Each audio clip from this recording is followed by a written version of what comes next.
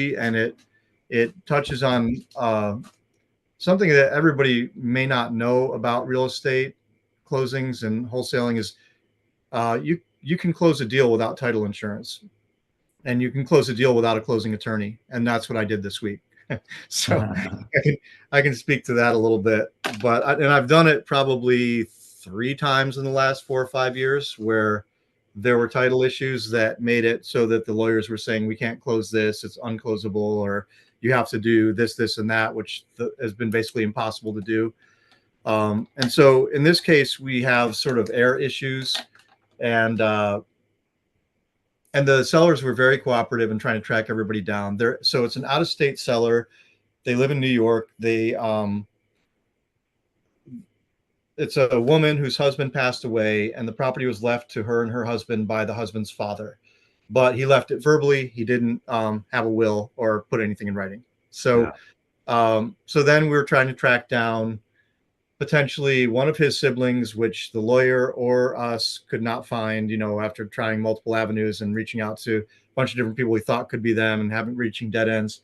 So there's one sibling, and then the guy's father had a second family, and there are possibly 2 people that are still alive from that family, his children from that family. So there's 3 people hanging out there, and they're all in the elderly range. They're all probably in the, whatever, 65 to 85-year-old range of person, and we couldn't find any of them. So I just went to the buyer who really, really wanted this property, and I said, this is where we stand. The lawyer says we can't close this, we can't get title insurance. We can get a quitclaim deed from the seller to transfer their interest to you, but there's still these 3 other people outstanding that could come back and make a claim, and he's okay with it. And so in this case, the lawyer did not want to do a closing because he said it wasn't actually a closing, and he didn't want to handle any money or anything, but he was willing to generate the quitclaim deed for us for a fee. So I had him generate a quitclaim deed from the seller that we're dealing with, the primary person. I had the seller sign an affidavit that said, declared a bunch of things to the best of my knowledge, or we're the intended heir of this property. We were told verbally by, my ex-husband, my deceased husband's father, he wanted us to have the property. Nobody else has a claim. We have a superior claim. I just had ChatGPT generate this affidavit, and she signed the affidavit.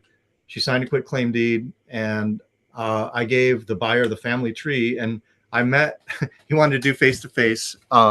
So I actually drove to Lillington to meet him halfway. It's a property in Sampson County, North Carolina, and it's 2 lots. It's a vacant lot, and then another vacant lot that has a old house that's run down, probably a tear down on it. Yeah. But they were excited because they want to put a mobile home there, and it already has a septic and a well. So anyway, I drove down and met this guy, which is a rare thing for me to do. We were just talking about this in a recent podcast. We don't really do many deals in person. Most of everything Jasper does is virtual, and I've done a couple things where I've met the buyer or seller in the last few years, but very few. But anyway, I met this guy. I reached out to Investor Boots same day to get a notary to meet me there, and she did. They booked me a notary. I reached out at about 11 a.m. and I had an appointment with this guy at 6:30 p.m. I had a notary show up at 6:30 on the dot, very professional. And all I needed him to sign was, this was the other major piece of the documentation for this, is he signed an indemnification agreement and liability waiver, which indemnified and waived us of liability, my company and the attorney who prepared the quitclaim deed. And it basically said, I understand that there are people who could still make a claim. I understand I might spend money on legal fees defending my claim to this property. I understand it might be difficult for me to get title insurance in the future, et cetera, like 5 bullet points like that. Yeah. So this is how you do a closing with no title insurance and no attorney, really. I just showed up there. I had him sign the indemnity agreement. I had him sign an EMD release because he had deposited an EMD with the closing attorney. So I just had that notarized since the notary was already there. So he signed 2 things, the indemnity and the EMD release. And then I gave him the deed that we had gotten from the seller, quitclaim deed, gave that to him, gave him a copy of the affidavit, and he handed me checks. I handed him those things, and we were clean. And before we did that, because integrity is important to me, he had an interpreter because this guy is a Spanish speaker. And side note, my initial conversations with him were in Spanish, so I'm very proud of myself. I explained the situation to him in Spanish, Um, and he understood it, but I was like, I just want to make sure you understood. And he had a friend who was acting as interpreter that came. So it was him and his wife, and then their friend who's an interpreter. And I just made sure that we communicated very well what the risks were, and he understood it. Prior to meeting him, I sent him this document translated into Spanish and in English with the indemnification, so he understood again the risks. And so I like tripled down on him understanding the risk before we closed this, because I wanted, for my own conscience and for from an integrity standpoint, for us to be clear with it. And he was like, I'm good, we're good to go. So and he was like, if you get more property in Sampson, let me know, because I'm still here. That's So great.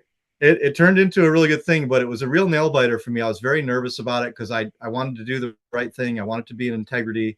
And I also wanted to make money if there's money to be made. And this guy wanted the property. So was I going to spend another 3 to 6 months trying to find three people that I might never find, that might be dead, might be out of the country or whatever? We had already spent a considerable amount of time and energy and research trying to locate these people.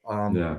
So it was basically, we were either canceling the deal or we're giving this guy the option. Hey, you can close this without title insurance if you're comfortable with that. Here's what we think the risks are. And he said, I'm okay with those risks. I want this property. I'm going to do it. So it was pretty wild. It's like the third one of those I've done in the last few years. And occasionally, if you present the risks to a buyer, they're willing to take those risks if they really want the property. That's what I Yeah. found. And so, just so if you're listening, just so you know, like, you do not have to always take the attorney's word as gospel. Like, they know what they're talking about in most cases. They understand chain of title. They understand, succession, and you should understand those things too. But if all the stones have been overturned and you still cannot find a way to close it, you can propose to a buyer before you cancel a deal outright. Hey, this is the deal with the title. Do you want to, are you comfortable with these risks and closing it? Because that's the only way we can see to get it done. And occasionally people will say yes. I've probably presented this to buyers half a dozen times, and I think I've got about a 50% success rate. Like Yeah. 3 people said, yeah, I'll do that. I'm good. I want this Awesome. property. Yeah. Yeah. So anyway, that was that. I guess so. That was a SMS lead. It came in from our unresponded list, which we're doing unresponded with REI Sift. So we take all of our data from all the people we've contacted through SMS and direct mail, et cetera. We've got it in cold calling. It's all in REI Sift, which aggregates everything, and we can filter and tag leads. And so then what we've been doing is sending SMS to only people who are unresponded, because we have anybody who's responded to an SMS are in our follow-ups, and they're getting automated follow-ups.